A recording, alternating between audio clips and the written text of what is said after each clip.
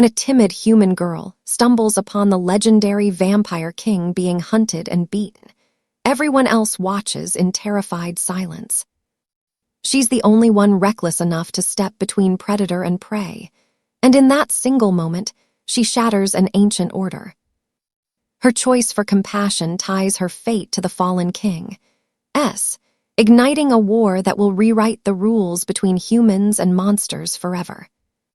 If I told you the night everything changed began with a coward like me, you probably wouldn't believe it. But I was there when the vampire king fell to his knees in the rain, and I was the only one who moved toward him instead of away. The city liked to pretend it was safe after dark.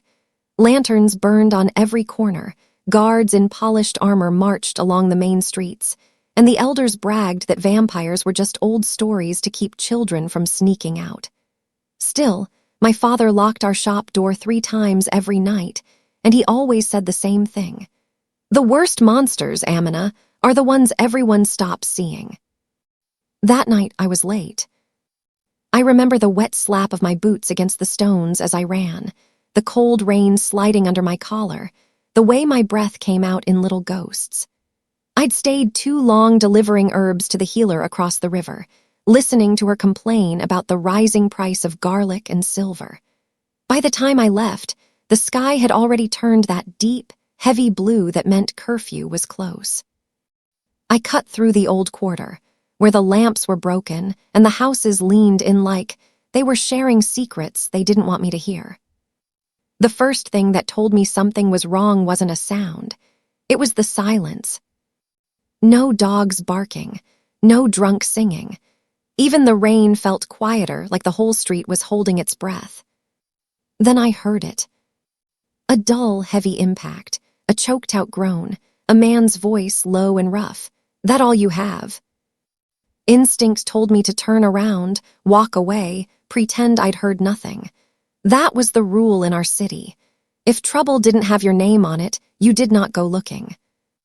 But curiosity has always been my worst habit, right after talking back. I slipped into the shadow of a crumbling archway and peered into the old cathedral square.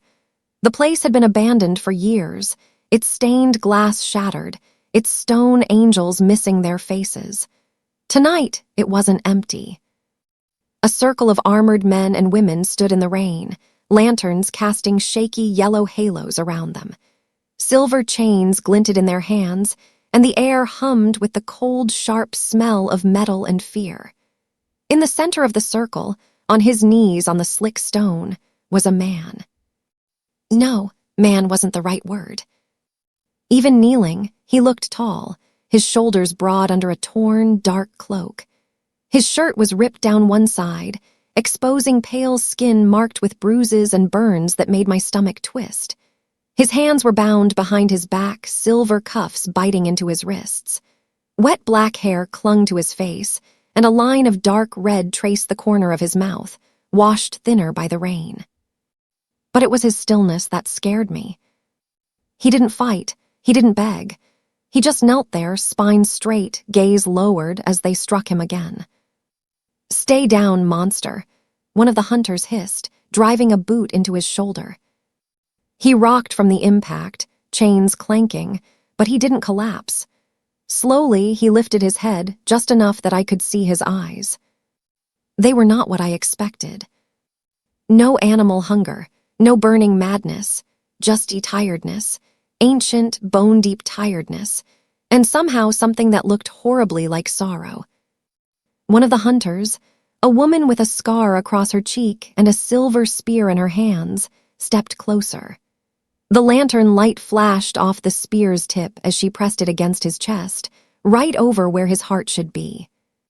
"For the 12 you took," she said, voice shaking. "For the families you ruined." His lips parted. For a second, he said nothing. Rain ran down his face like tears he refused to show.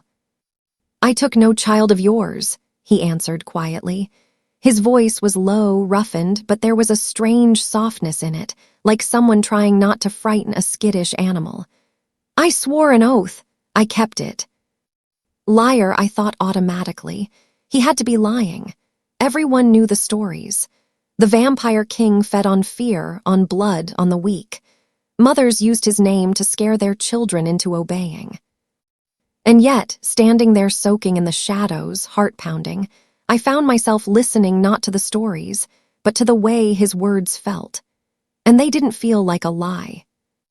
"Don't say his name like he's a king," someone in the crowd muttered. I flinched. I hadn't even noticed the crowd at first, a loose ring of townspeople huddled just beyond the hunters, faces pale in the lantern light. No one moved forward. No one moved away. They just watched. That was the second rule in our city. If someone else is already doing the dirty work, you look grateful and stay quiet. A boy near the front, maybe 10 years old, clung to his mother's skirt, his teeth chattering. His eyes were locked on the kneeling figure. The boy's heels slipped on the wet stone, and he stumbled, a loose brick shifting under his weight. It tumbled toward the circle. Before any of the hunters could react, the chained man twisted, shoulder straining hard against the silver. He shifted just enough that the falling stone missed the boy and smashed against his own knee instead. He hissed through his teeth, muscles tightening from the pain, but his eyes went straight to the child. "Careful," he rasped. "Stay back." He was protecting him. A flicker of memory stabbed through me. My little brother in his sickbed, reaching for medicine we couldn't afford, the way the healers had turned their faces away when my father begged.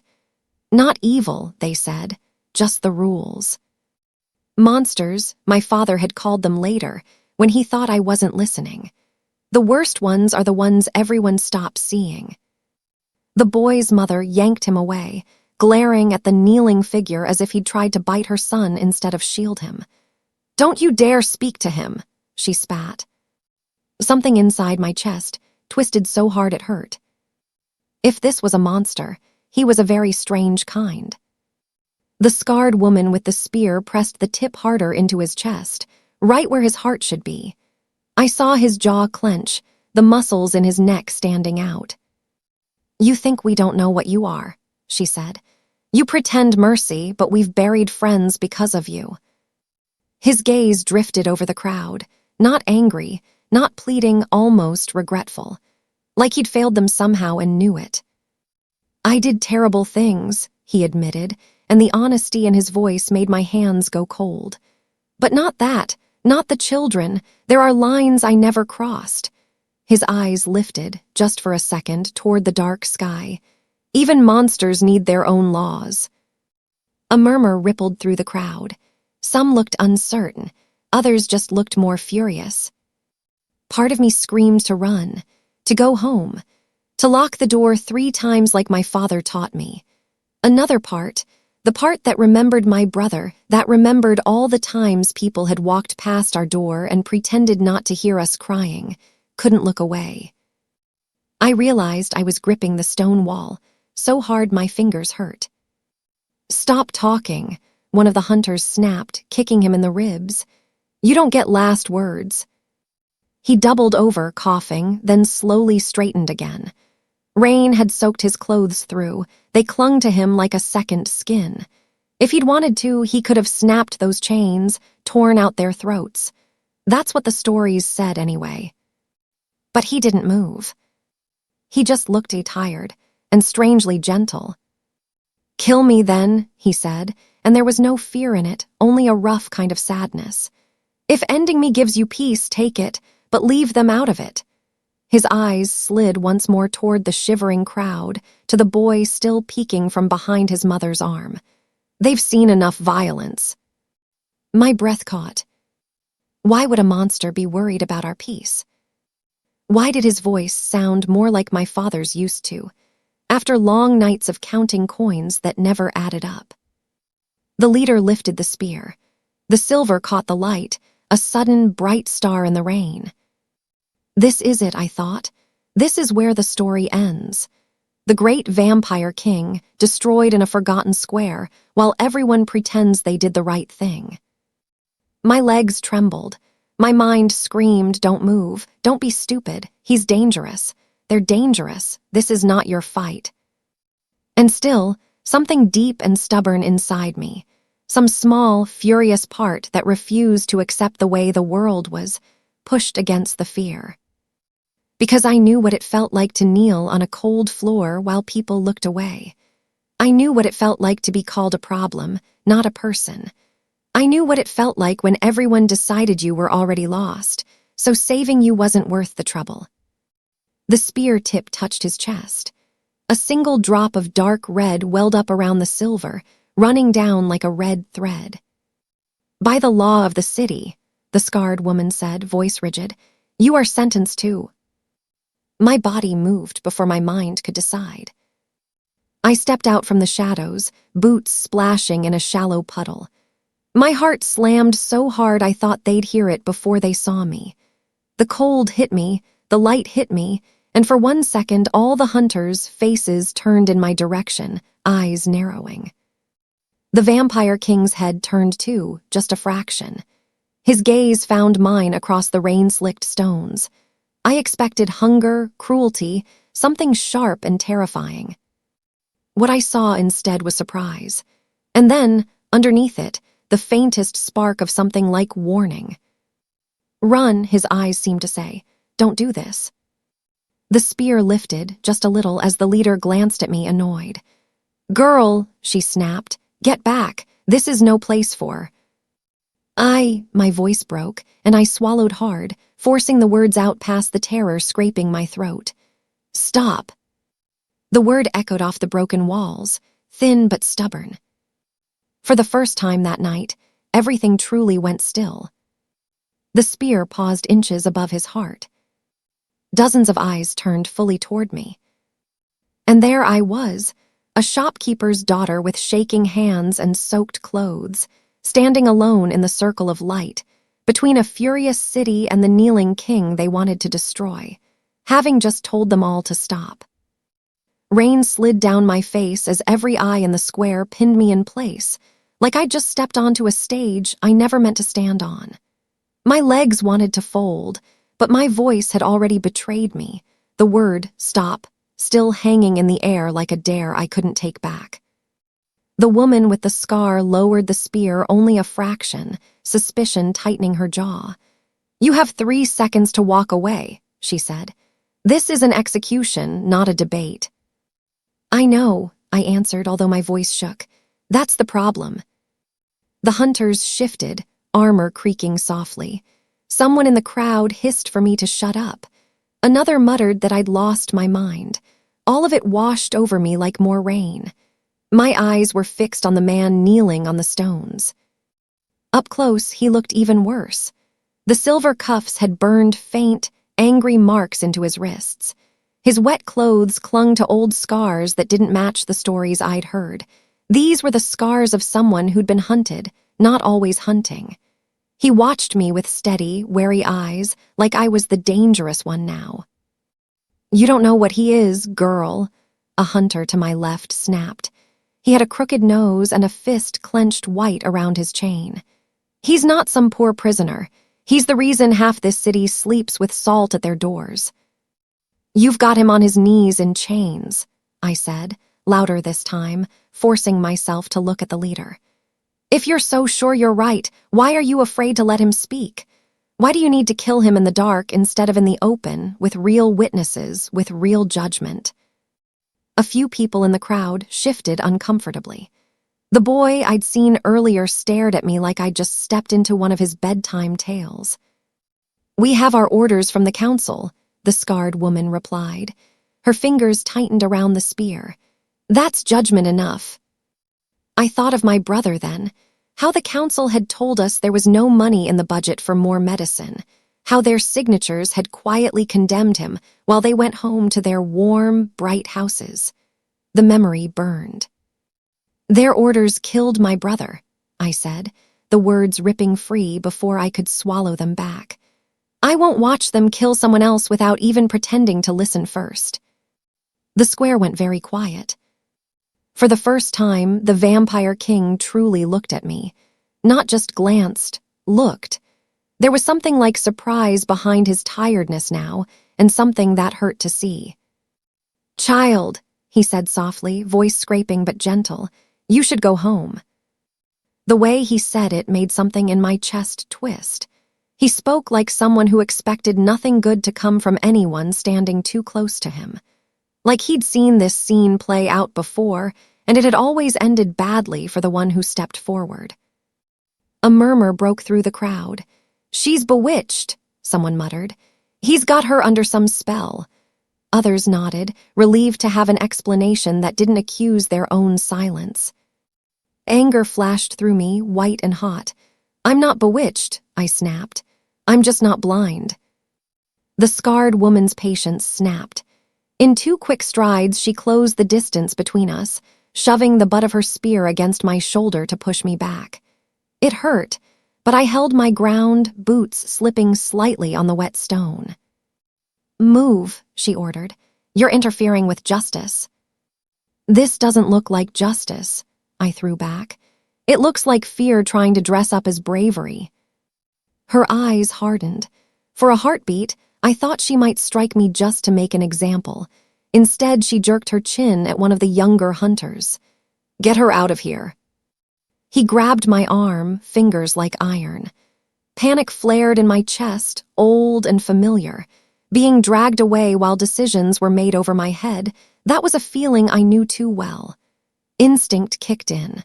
I yanked against his grip, feet scraping for purchase. "Let her go."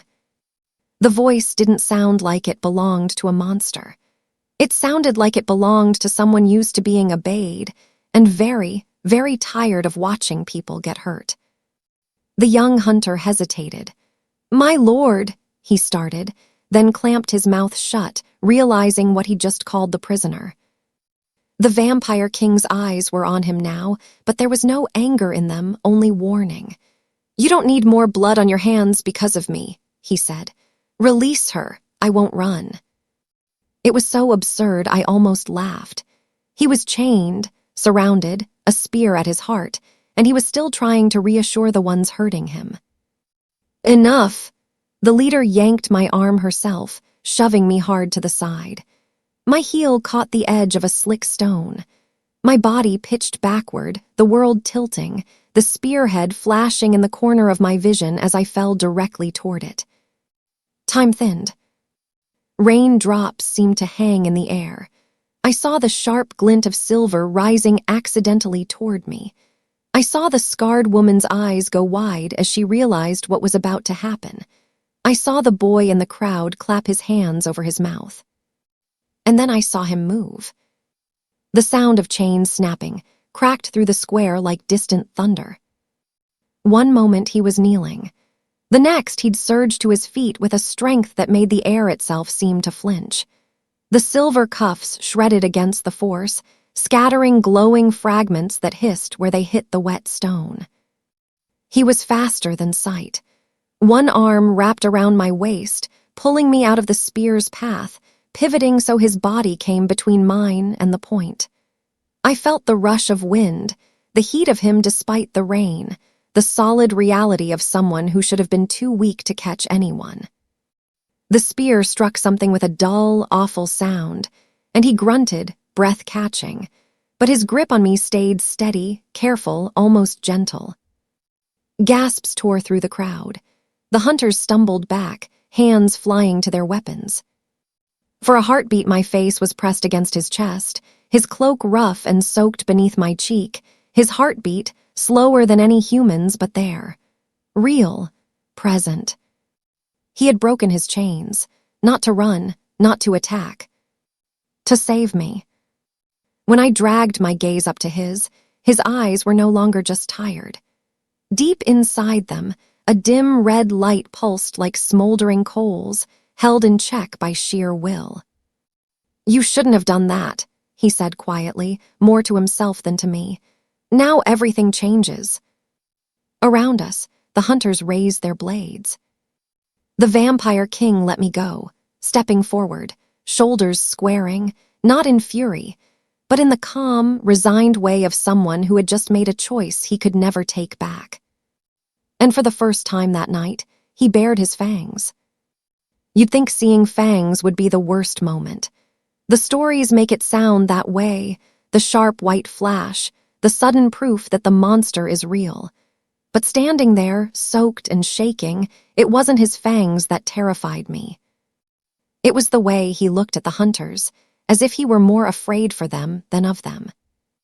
His lips parted just enough to show the edges of those legendary teeth, but his voice, when he spoke, was low and steady. "Stand down! I don't want to hurt any of you." "Too late for that," the scarred woman spat, eyes flicking to the place where her spear had struck. Her hand shook just a little. "You broke the seals. You showed your true face." I followed her gaze, heart thudding. His shirt was torn where the spear had hit. The fabric was dark and wet, but not with the bright, frightening red I expected. The silver had burned a shallow crater into his skin, the edges angry and raw, but the wound wasn't deep. No blood spilled, just a faint, unnatural smoke that vanished in the rain. He'd taken the blow, so it wouldn't go through me. He rolled his shoulder once, as if testing it, then slowly lifted his empty hands, palms open. "I will not fight you," he said. "Not here, not in front of them." His eyes flicked toward the crowd, lingering on the children pressed against their parents' sides. "They've seen enough monsters for one night." A few hunters faltered. The young man who'd grabbed my arm took a step back, chain dangling uselessly from his hand. "He's playing with you," someone in the crowd shouted, more desperate than confident. "He's tricking you." Maybe he was, but if this was a trick, it was the strangest one I'd ever seen. Around us, the air seemed to thicken. The broken cathedral loomed over the square, its dark windows like empty eyes. Somewhere in the distance, a bell began to toll the hour, slow and heavy, cutting through the rain. The leader's jaw clenched. I saw the decision harden in her face like cooling iron. "Circle," she barked. The hunters moved with the smooth, practiced coordination of people who'd trained together for years. In a blink, blades were up, charms were out, a ring of sharpened steel and glowing amulets enclosing us. One wrong motion and they'd all strike. The vampire king exhaled, long and quiet, like a man watching a road close behind him. "Get behind me," he murmured to me without turning his head. "I thought you said you wouldn't fight," I whispered, every nerve in my body screaming to run and yet frozen in place. "I said I didn't want to," he corrected, and there was the faintest hint of dry humor under the resignation. Want and need are rarely the same. Light flared as one of the hunters threw a charm. It burst midair, forming a shimmering chain of pale fire that snapped toward him like a living thing. He moved, not with wild violence, but with precise, frightening grace. His hand shot up, catching the flaming chain. The smell of scorched skin hit my nose, and I flinched, but he didn't cry out. He twisted his wrist, redirecting the chain so it wrapped harmlessly around a stone pillar instead, where it sizzled out in a shower of sparks. "Stop," he called, voice ringing against the broken walls. "Listen to me. There is something worse than me in this city. You felt it. The missing. The ones who vanish without blood, without trace. I was hunting that, your counsel." "Lies," the scarred woman cut in, though uncertainty flickered briefly in her eyes. "Your kind only hunt for yourselves." He took a step backward as another charm flew, placing himself fully between me and the barrage. This one exploded at his feet, sending a shockwave through the stones. I stumbled, catching myself against his back. His muscles were coiled tight, not with rage, but with the effort of holding back. He really doesn't want to hurt them, I realized, even now when they're trying to kill him. He could have leapt. He could have turned into the nightmare they all feared. Instead, he took hit after hit, deflecting what he could, absorbing what he couldn't, herding the attacks away from the watching crowd. Around us, the air crackled with energy. The hunters began to chant, their voices forming harsh, old words that made the hairs on my arms stand up.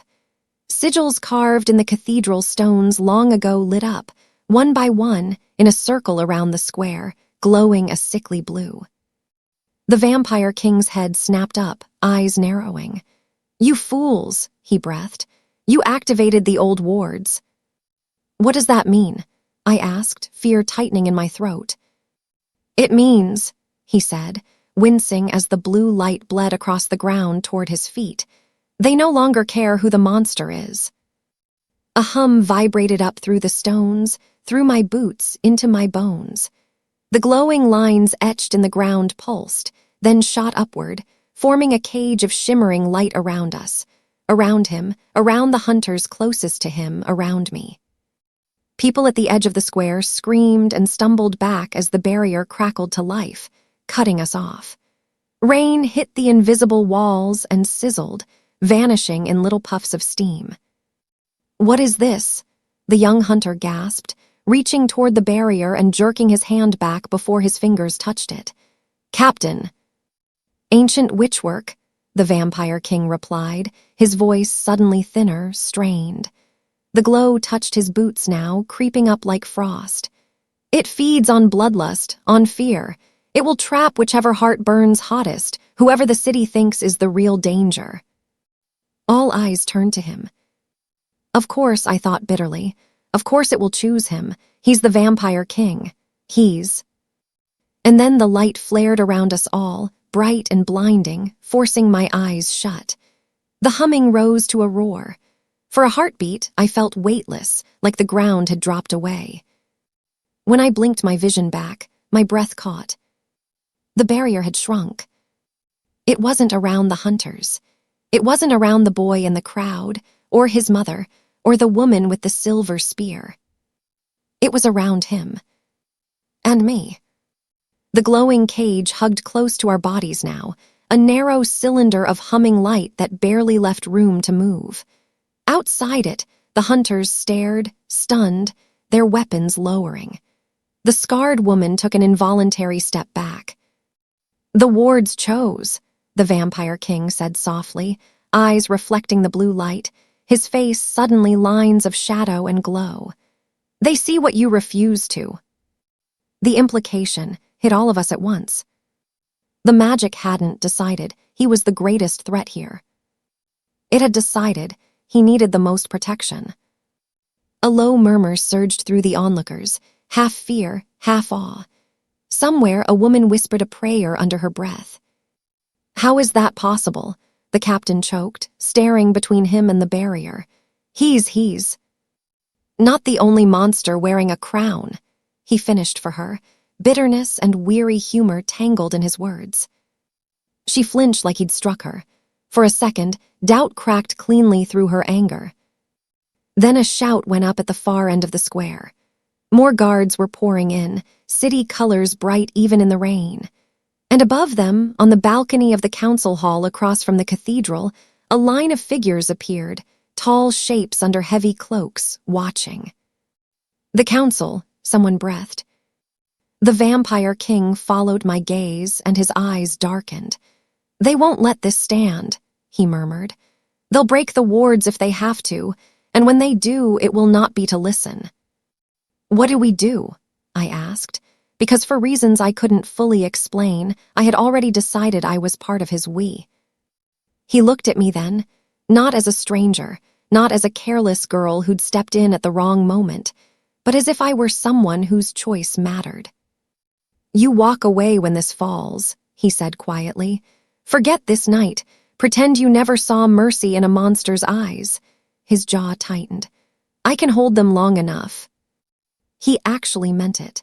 He was already planning how to die in a way that might buy me a few seconds. Anger sparked under my fear, fierce and bright. "No," I said. "If I walk away now, I'll be exactly what they are. I can't."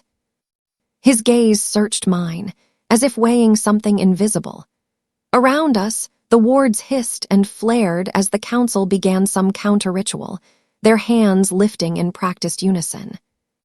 "You will lose everything," he warned. "Your peace, your safety, your place in this city, for a stranger with a cursed name."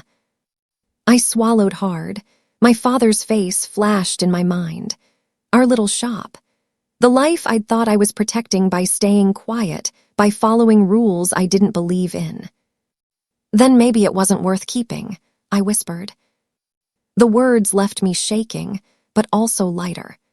as if I'd been carrying something heavy for years without knowing it, and finally set it down. Outside the barrier, cracks of dark energy crawled across the glowing surface, the council's spell chewing through the ancient wards. We had seconds, maybe less. "All right," the Vampire King said softly, a strange, small smile touching the corner of his mouth. It wasn't a happy smile. It was the kind of smile someone gives when they realize they are no longer alone in their fate. "Then we run." "Through that?" I asked, gesturing at the cage of humming blue around us. His eyes flicked to the crumbling cathedral behind us, then back to me. "Do you trust me, Amina?" The use of my name hit me like a shock. I hadn't told him. I didn't remember telling him. My heart pounded. The wards shrieked as another crack split the glowing surface.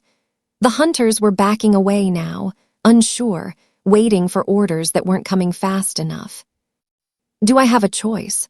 I replied, voice faint. "There is always a choice," he said, "but this one must be made quickly." Another crack, the barrier buckled. I took a breath so deep it burned my lungs. "I trust you," I said.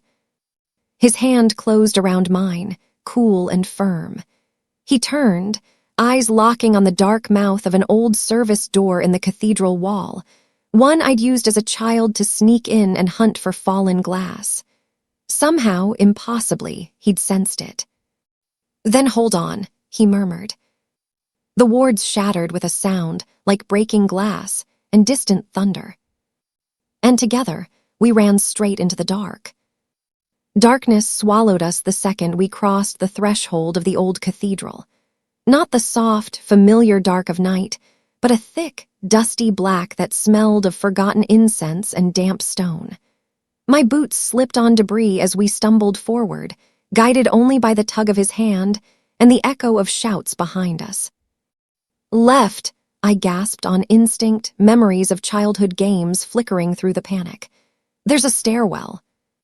He changed direction without hesitation, trusting me the way I'd just chosen to trust him. Our joined hands were the only warm, certain thing in that cold, crumbling world. Behind us, light flared as someone's spell crashed uselessly against the cathedral's ancient outer walls. The hunters were reluctant to follow us in. Everyone knew the old place had its own ghosts, even if you didn't believe in vampires. Their hesitation bought us precious seconds. We found the stairwell by feel more than sight, my fingers brushing along the rough stone until they hit the familiar chipped edge of the first step. "Here," I whispered. He slowed just enough to let me go first. The steps spiraled downward, narrow and uneven. I gripped the worn center of the banister, heart pounding, ears straining for any sound of pursuit. "What is this place?" he asked quietly, voice close behind me, low enough not to carry. "Storage tunnels," I said. "Priests use them to bring in supplies. My friends and I use them to scare each other." You played with fear. There was that thread of dry humor again, faint but real. "Brave child." "No," I admitted, swallowing. "I was terrified. That was the point. It was practice." "Practice for nights like this," he murmured. We reached the bottom of the stairs. The air grew cooler, the smell of rain replaced by earth and old wood. Faint light seeped in from somewhere far above, enough to sketch the outline of a tunnel leading away from the cathedral, its ceiling low and arched. I hesitated. "This goes toward the river. If we're lucky, it's not collapsed." "If we're lucky," he echoed, and there was something wistful in the way he said it, like luck was an old friend he hadn't seen in a long time. We hurried down the passage, our footsteps muffled by centuries of dust. Above us, the muffled thunder of boots and shouted orders grew fainter, then blurred into a heavy, distant hum. For a while, the only sounds were our breathing and the faint drip of water. My shoulder brushed damp stone. Once, my foot splashed through a shallow puddle and icy water soaked into my boot. Every sensation felt too sharp, my nerves still buzzing from magic and fear. Eventually, curiosity broke through the terror. How did you know my name? I asked. I didn't, he said, until one of the hunters shouted it when they tried to pull you away. Names matter, I listen. He could have said I was forgettable. He hadn't. Something warm and complicated unfurled uncomfortably in my chest. I never apologized, I blurted, surprising myself, for calling you a monster, out loud. You'd heard worse than that about me, I'm sure, he said. You stepped forward anyway. That speaks louder than any word. I chewed on that in silence for a moment, then risked another question. You said there was something worse than you in the city, something the council doesn't want to see. What did you mean? His footsteps slowed just a little, enough for me to feel the weight of the memories behind his answer. You know the 12 they keep naming, he said. The ones they say I took. Yes, my throat tightened. 12 missing, no bodies, no blood. Everyone says they say you drained them so clean there was nothing left. That would take cruelty to enjoy, he said, voice flat. Not just hunger, and I lost my taste for cruelty a very long time ago. Then what happened to them? We turned a corner. Ahead, a faint, cold wind kissed my face, the promise of an exit. He didn't answer immediately. When he did, each word felt chosen carefully. Your council wanted someone to blame, he said. It's easier to point at the old monster on the hill than to ask why people vanish near their own halls. I told them years ago something was nesting under their city, feeding quietly. They told me to stay out of human affairs. And you did. I tried, he admitted. For a time, but hunger like that doesn't stop on its own. When the missing reached 12, I broke my own laws and came down from my lands. I tracked the scent. It led me to your cathedral, to your river tunnels, to the very stones beneath your council hall. Cold slid down my spine. You told them. Yes, his voice darkened. They smiled. They thanked me. They asked me to wait while they prepared a response. Then they sent hunters with silver chains. Bitterness rippled beneath his calm words. Not the bitter rage of someone thwarted, but of someone betrayed in exactly the way they'd expected, and still hurt by. So they framed you, I said slowly. Let the people blame the old story so they wouldn't look too closely at the new one. He made a quiet, humorless sound that might have been a laugh. People prefer familiar nightmares. They know where to put their fear that way. We fell silent as the tunnel opened into a wider space, the sound of water suddenly loud in my ears. A crack in the stone ahead let in a sliver of moonlight, reflected in the slow, dark ribbon of the underground river. Wooden pilings and half-rotten beams hinted at an old dock, long abandoned. There, I said, pointing. We can follow the riverbank to the lower streets. My father's shop is nearby. We can hide there, at least for tonight. No one checks on an old herb seller. He stopped just short of the opening, the moonlight tracing stark lines across his face. Out of the shadows, he looked different, not less dangerous, but more human. The fangs were gone from sight, his mouth a firm, thoughtful line. You would bring me home, he said quietly, to your family, knowing what it will cost you if they find out. I know what it will cost me if I don't, I replied, surprising myself with how certain I sounded. I've spent my whole life watching kind people get crushed by rules made to protect the comfortable. If I walk past you now and lock my door, I'm no better than the ones who walked past my brother. Saying his name hurt less this time, maybe because I wasn't alone in carrying it. He studied me for a long moment, eyes searching mine, weighing risk against duty, habit against hope. Then, slowly, he inclined his head in a gesture that felt strangely formal. You honor me, he said. I'm hiding a wanted fugitive, I muttered. I don't think honor is the right word. Honor is exactly the right word, he said. It's what you do when no one is watching, when there is nothing to gain and everything to lose. Something fluttered in my chest, unwelcome and warm. Come on, I said, breaking the moment before it swallowed me. before they figure out the tunnels. We slipped out into the night, hugging the shadows along the river. The city looked different from down here, seen from its lowest, dampest spine. The grand towers of the council hall loomed far above, their lit windows like watchful eyes. My father's street was quieter, the lanterns mostly dark, shutters closed tight. By the time we reached the back door of our shop, my legs shook with exhaustion. I fumbled with the key, fingers numb, not from the cold, but from the enormity of what I was doing. "Wait," I whispered, turning to him. You can't come in unless you're invited, right? That's a thing." His lips twitched. "Some old rules are more polite than magical, but if it eases your mind, ask me in." "Fine," I said, heart pounding. "I invite you in, as a guest, temporarily."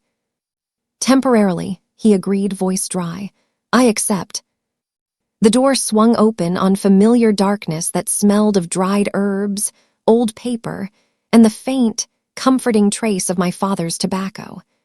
I slipped inside and he followed, closing the door softly behind him. Inside, the world felt small again. Wooden shelves lined the walls, crowded with jars and bundles. The counter where I'd spent my childhood stood waiting, worn smooth by years of elbows and coins. For one fragile second, I could almost pretend I'd just come home late from a delivery. Then I looked at the tall, pale figure standing awkwardly in the middle of our tiny shop, his cloak dripping onto the familiar floorboards, and reality snapped back into place. "You can sit," I said, gesturing to the old chair behind the counter. "You look like you're about to fall over." "I am more tired than I should be," he admitted, moving carefully as if each step hurt. When he sank into the chair, some of the stiffness bled out of him, leaving a man who suddenly looked centuries older. "Silver," I said. "The chains, the spear, the wards, they all took something out of you." "Silver takes," he agreed, "but so does restraint." I hesitated only a moment before crossing the small room to the cabinet where we kept the stronger medicines. My hands moved on instinct, measuring out a bitter-smelling tincture, soaking a strip of clean cloth. It was easier to focus on the work than on the fact that the stories said my guest should be immune to pain, not quietly enduring it. "May I?" I asked, nodding toward the burn on his chest where the spear had struck. He unbuttoned his torn shirt without comment, revealing the angry, dark-edged mark. It was ugly, but not gory, like a brand left too long on hot metal. I winced anyway. "This will sting," I warned. "I've been burned worse," he replied. "Just do what you must."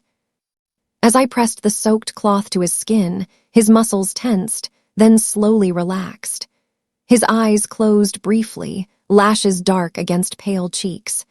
In that moment, with the quiet shop wrapped around us like a blanket, he didn't look like a terror from legend. He looked like a wounded man trying very hard not to flinch. "Is there a name I should call you?" I asked softly, "other than Vampire King?" He opened his eyes, studying me. "Does it matter?" "It does to me," I said. "Kings feel far away. I don't help kings, I help people." For a heartbeat, something in his expression softened in a way that made my breath catch. "My name," he said slowly, as if dusting it off after a long time unused, "is Lucian." "Lucian," I repeated, letting the sound settle between us. "All right then, Lucian it is." The name felt like a small bridge, thrown over a very deep chasm. A key turned in the front lock. Both of us froze. The sound was so ordinary it almost didn't register. Metal in metal, the familiar scrape I'd heard every night since childhood. My stomach dropped. "Father," I whispered.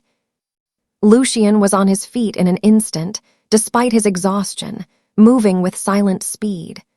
In 2 strides, he was in the deepest shadow of the shop, pressed against the shelves, his presence shrinking like a flame cupped in 2 hands. The door swung open. My father stepped inside, shoulders stooped from years of carrying crates, hair more gray than black now. He pushed the door shut behind him, muttering about the rain, then stopped dead. His eyes took in the half-emptied medicine cabinet, the open jar on the counter, the faint, wet footprints on the floor. And then, slowly, they lifted to me. "Amina," he said, his voice very quiet, "why is there blood on the cloth in your hand?" I realized with a jolt that the tincture-stained bandage had left a dark streak across my fingers, easy to mistake for something else. My heart hammered so hard it hurt. I could feel Lucian's stillness behind me, the air holding its breath.